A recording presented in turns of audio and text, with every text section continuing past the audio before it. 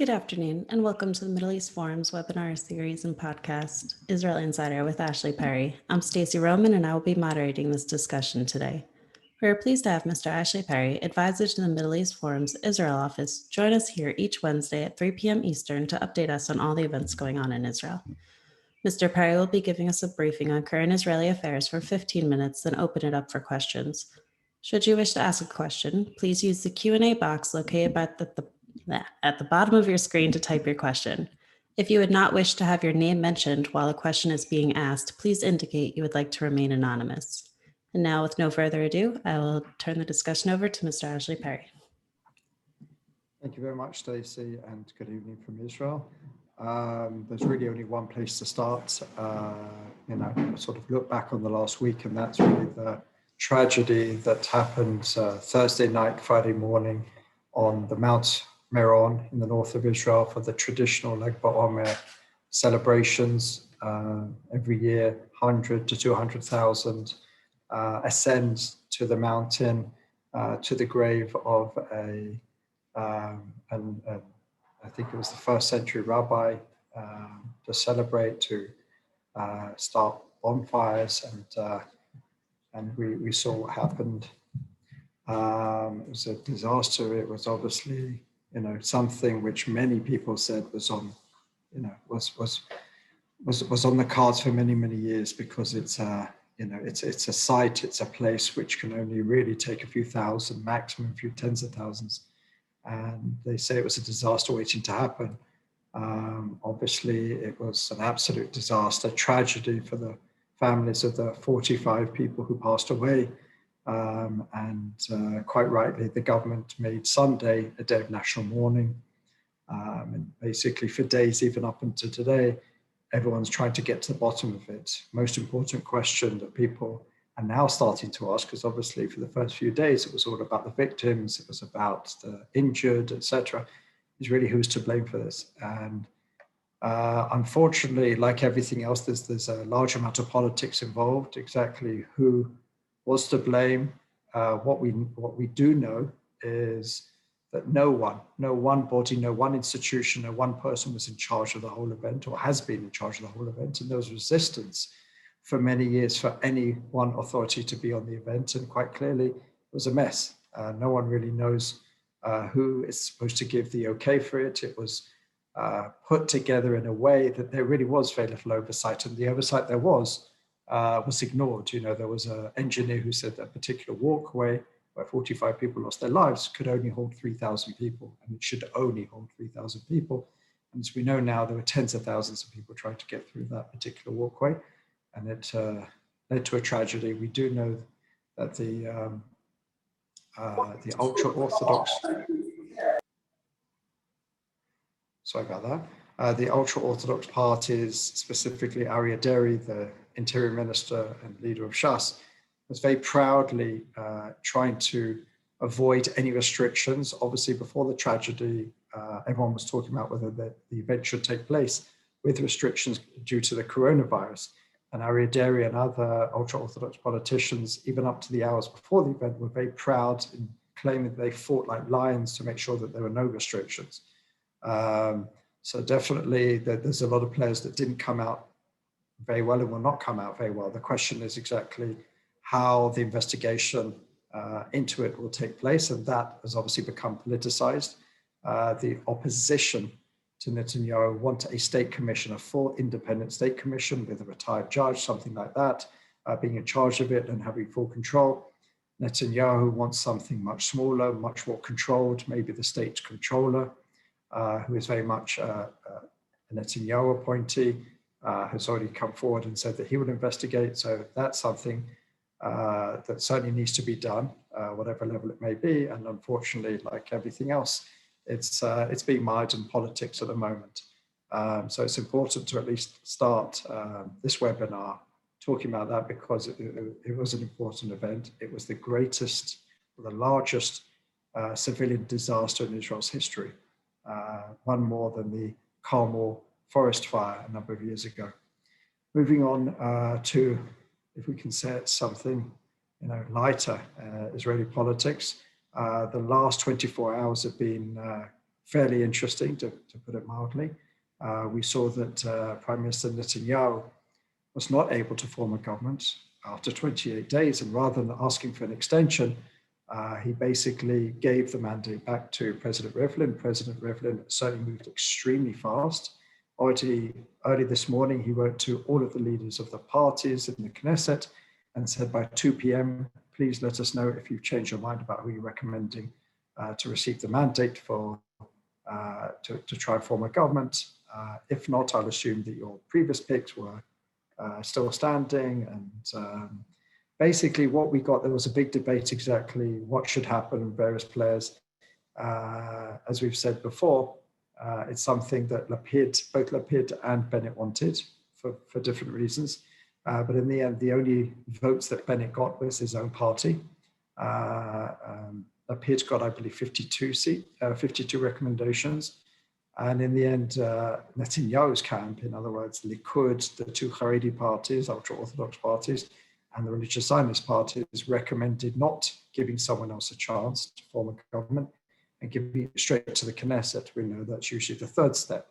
So basically they wanted to circumvent the second one, and in short, went straight to the Knesset.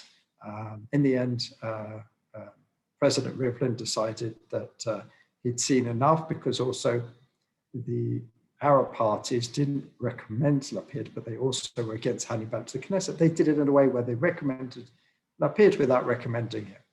And Rivlin saw enough in that to see that there is still a chance, and we have to exhaust all possibilities before going to that final step of giving it over to the Knesset. So he felt that there was enough in there from what he'd heard and saw from all the different leaders. And don't forget, Bennett, even though he recommended himself, he's in very already close coordination and close negotiations with Yair Lapid about potential power sharing agreement, even where Bennett would go first. So there was definitely enough in there for the president to give Yair Lapid a chance, 28 days, as Prime Minister Netanyahu received, to try and form a government. Now, there are a lot of obstacles, as we talked about on the other side.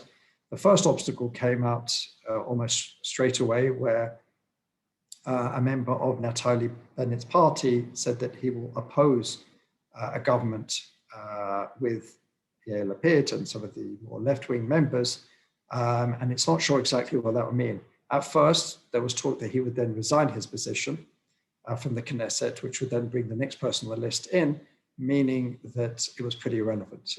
For him personally, he stood on his morals and said, this is what I believe in, but now it seems that he may not resign his position and actively either oppose the government by voting against it or at least abstain, giving it, mathematically, there's not much difference, but it could still, if they manage to get one or two other people in the Yamina party who would do that, then it could become problematic, but the maths doesn't change. At the moment, we have potentially, if you include all of, let's say, from Yamina, New Hope, Benny Gantz's Blue and White, Yair Lapid's party, who else do we have? Labour, Meretz, and Yisrael Beitenu. Together, you make 58. So the maths is not dissimilar to what Netanyahu had, still shy of a few seats. But there is a better chance, let's say, of relying on the Ram party on the outside, or maybe even some of the other Arab parties. They're certainly more likely to abstain on votes than they would, obviously, of a Netanyahu-led coalition. But there's still a lot of work to do. There's quite a wide gap ideologically between Yamina, representing the most right-wing part, to Meretz, which is the most left-wing part of that. I'm not even counting Ram in this. And you've got the secular, you've got the religious, you've got left, you've got right, on a host of issues. So it's going to be very, very hard to get a coalition together.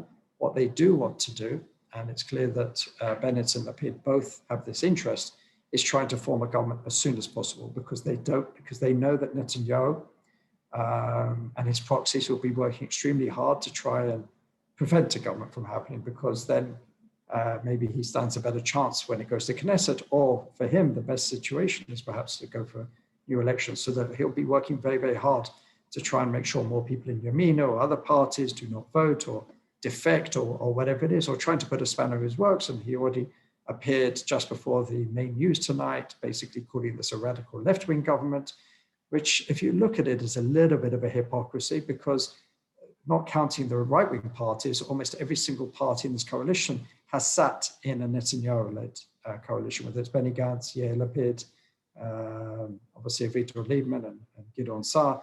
The Labour Party is in this current government.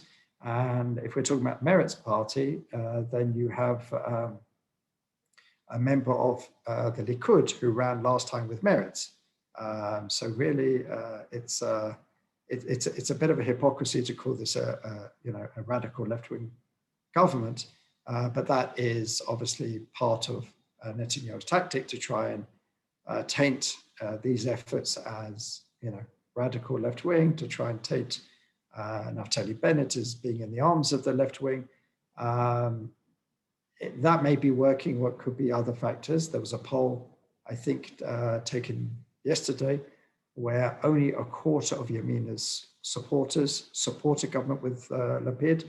50% are more in favor of a government with Netanyahu, and another quarter prefer neither. So the move is not particularly popular in Yamina. In New Hope, it is far more popular. I think 2/3 to 3/4 would prefer this government and would be happy for this government to take place. And then obviously the parties to the left of that are pretty much happy with the government, or happy with the possibility of the government, because obviously we're still quite away from it. So it will be certainly interesting. Another important factor is, as of a couple of hours ago, we've been talking a lot about the Arrangements Committee in the Knesset, which basically controls the Knesset agenda up until there is a new government, where there will be permanent committees. That was in the hands of Miki Zohar. It's in the hands of the person who has the mandate, who's been given the mandate to form a government by the president. It was in the hands of Miki Zohar. He wasn't able really to do much. They were able to do some public relations stunts by trying to put laws up to try and embarrass Naftali Bennett's right-wing laws. I actually think it embarrassed Netanyahu more, because being in power for 13 years and suddenly putting these laws up on the last day, potentially, or one of the last days of power, shows that they obviously weren't serious about any of these issues. But what we will now see is Karine El-Harrar of the Yesh Atid party, who will now be the head of the Arrangements Committee. And as was said, the change bloc already has a majority on the Arrangements Committee, and now it's in the hands of Yesh Atid.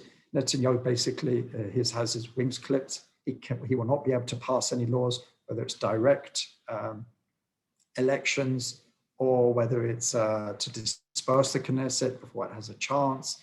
All these sort of laws that he would like to try and do to embarrass or to better his position in the future are now pretty much off the table, because the chair of this important committee and the majority of the committee are now in the hands of the change camp. So that's taken a massive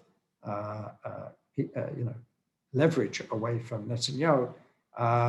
And we've talked over the last few weeks how there's been movement between Netanyahu and the change camp, who's in pole position, and we saw Netanyahu being in pole position, and then it moving slightly away from him. Definitely today moves it significantly away. One could argue that this is there is a very strong possibility these could be the last days for Netanyahu as prime minister. I wouldn't rule it out. I've always said, you don't bet against Bibi.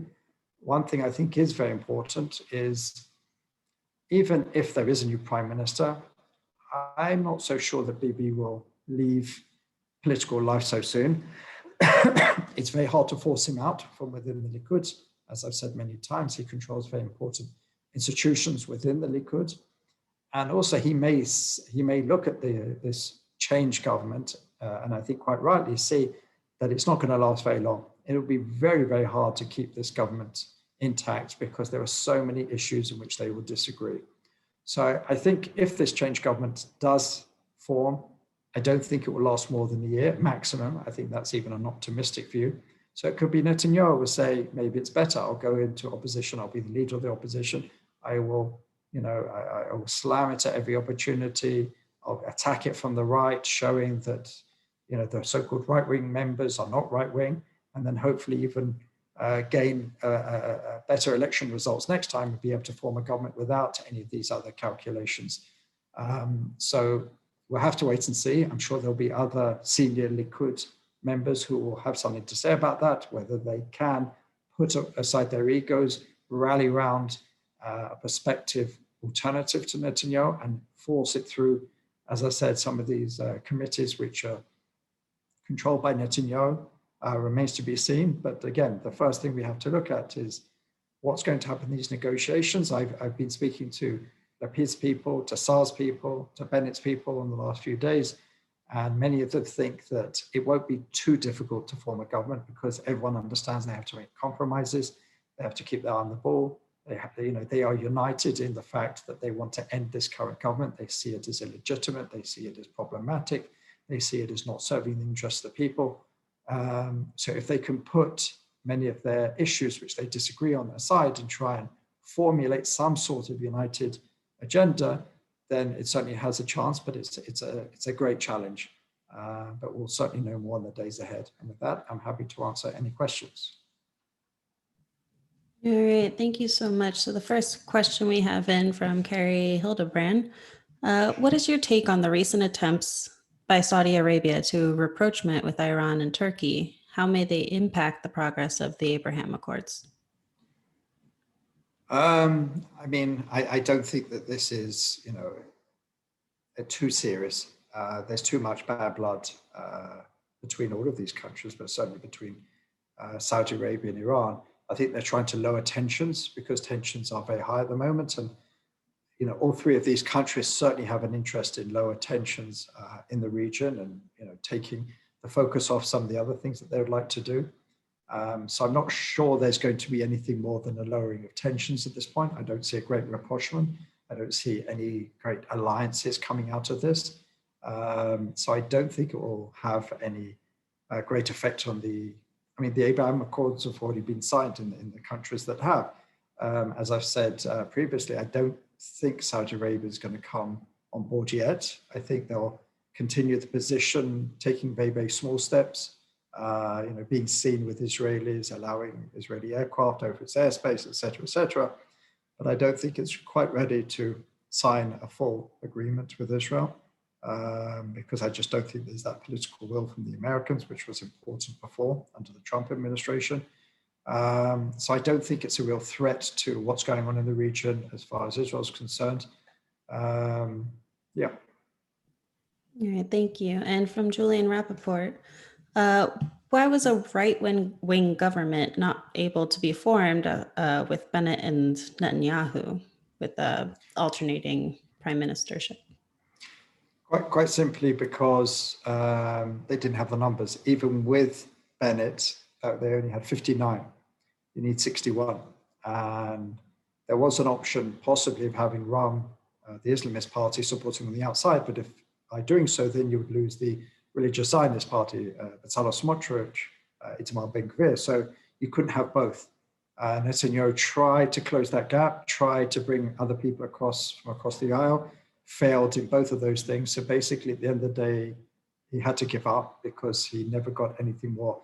I mean, in the end, he didn't get Bennett. Not a single coalition agreement was signed. So in the end, all he had was his 30 Likud seats. But on paper, there was just no way around it. He tried to really bully or press the religious Zionist spiritual advisors, religious leadership behind the scenes, people like Rav Druckmann, who is a real power in the religious Zionist world, tried to convince Smotrich to allow Ram to support them from the outside. And apparently Smotrich went down and met with Rav Druckmann and some other senior rabbis from that particular wing of religious Zionists. And apparently there were some significant raised voices. But what came out of this is Rav Druckmann, who was seen as someone who could be persuaded, basically saying there is no way we should be having a government supported by the Islamist party. So in the end, he just never had any more than 59, even with Bennett. And it was clear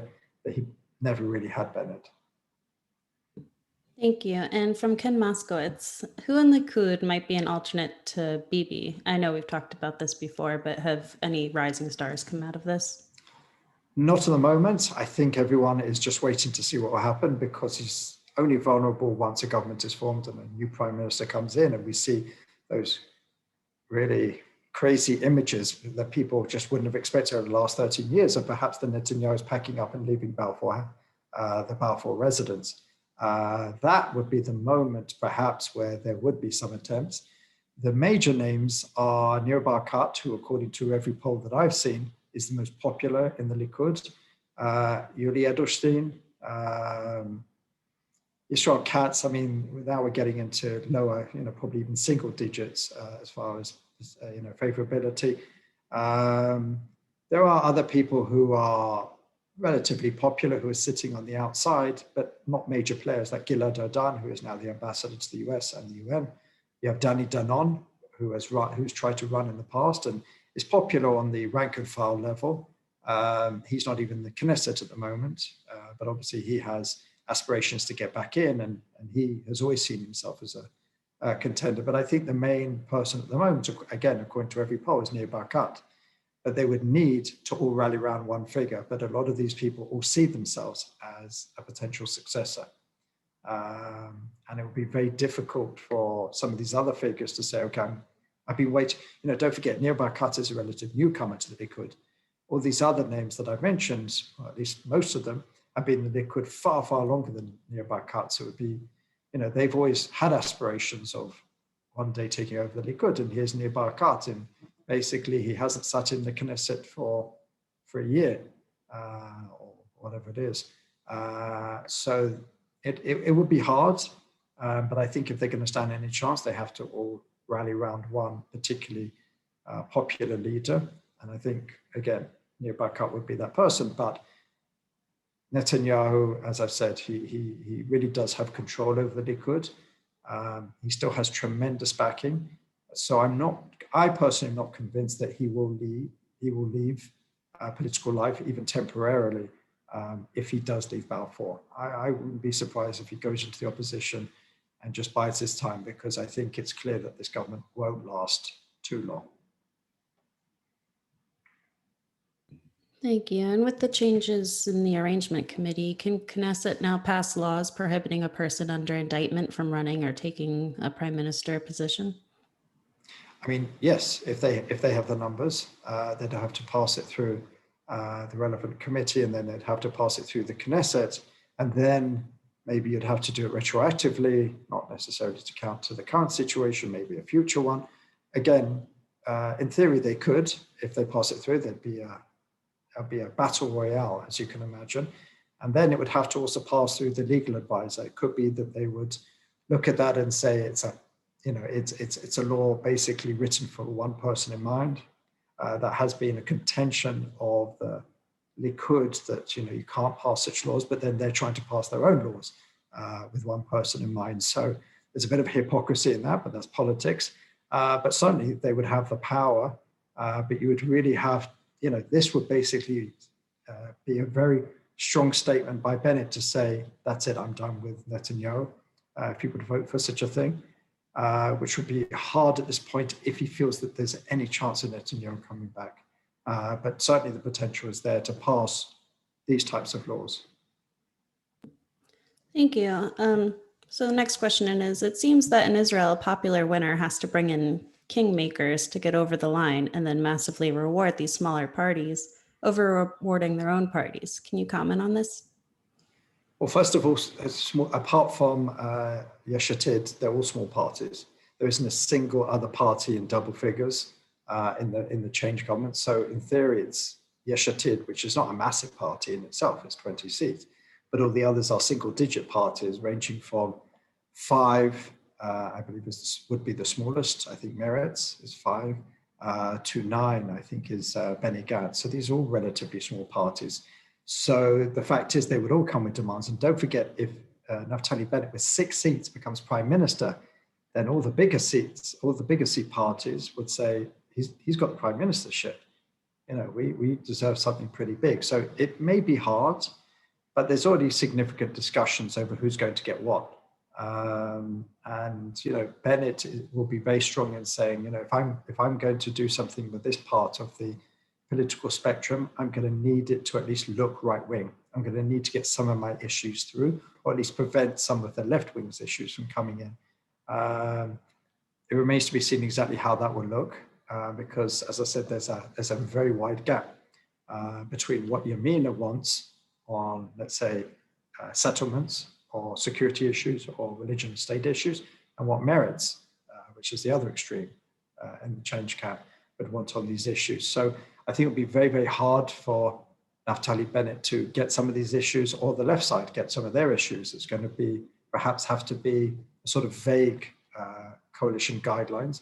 But it does seem, at least to a certain extent, some of the ministerial positions have been agreed on. It seems like, again, we don't know for sure, but it seems that Bennett will become the first prime minister, Lapid will become alternate prime minister and foreign minister. Benny Gantz will retain his position as defense minister. Avigdor Lieberman will become finance minister. I think Saul will need something like interior education, which is probably second tier. So these are some of the things. Basically, all these positions are taken by the right or the center right. So the left wing will say, well, what's left for us? So there are still some things to be worked out, but it does seem that there is a will. And speaking to some of the people behind the scenes in the change camp, it does seem that a lot of these things have already been pre-agreed.